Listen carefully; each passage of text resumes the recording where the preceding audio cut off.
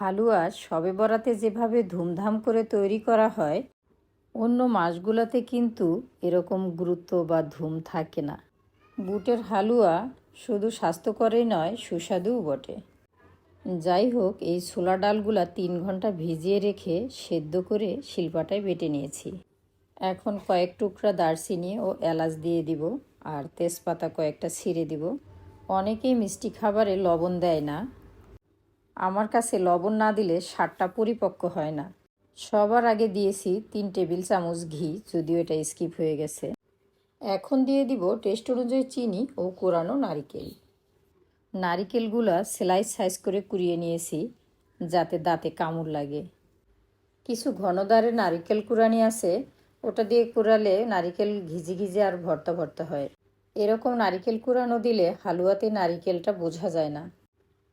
হালুয়া কিন্তু ঘন লাড়ার উপর রাখতে হয়, তা না হলে যে কোনো সময় তলায় লেগে যেতে পারে। গুঁড়া দুধ গুলিয়ে দিয়েছি 2 টেবিল চামচ।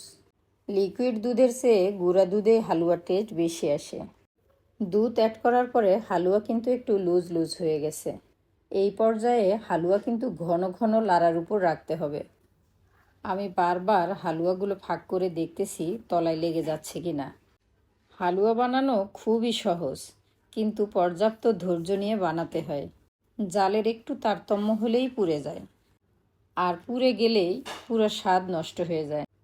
হালুয়া যখন সম্পূর্ণ পাক হয়ে যাবে, এরকম ঝাঁকি দিলেই এই দলাটা আলাদা হয়ে আসবে, সেই সাথে পাকা একটা কালার চলে আসবে। হালুয়াগুলোকে বরফি আকারে কাটার জন্য একটি ট্রেতে তেল ব্রাশ করে নেব। হালুয়াটা এখন ট্রেতে ঢেলে হাত দেওয়ার মতো ঠান্ডা হওয়ার জন্য ওয়েট করব। হালুয়া থেকে দারচিনি, এলাচ, তেজপাতা এগুলো সবগুলো বেছে ফেলে দিতে হবে। হাত দিয়ে চেপে চেপে সম্পূর্ণটা লেবেল করে নিয়েছি। এখন এই সাজগুলো দিয়ে নিজের পছন্দ মতো ডিজাইন করে নিচ্ছি। এটা চাকু দিয়েও বিভিন্নভাবে ডিজাইন করা যায়। হালুয়া যে কোনো পিনাট বা ড্রাই ফ্রুটস দিয়ে ডিজাইন করা যায়। সাধারণত এই বরফিগুলোতে কাঠবাদাম আর চীনাবাদামই বেশি দেওয়া হয়।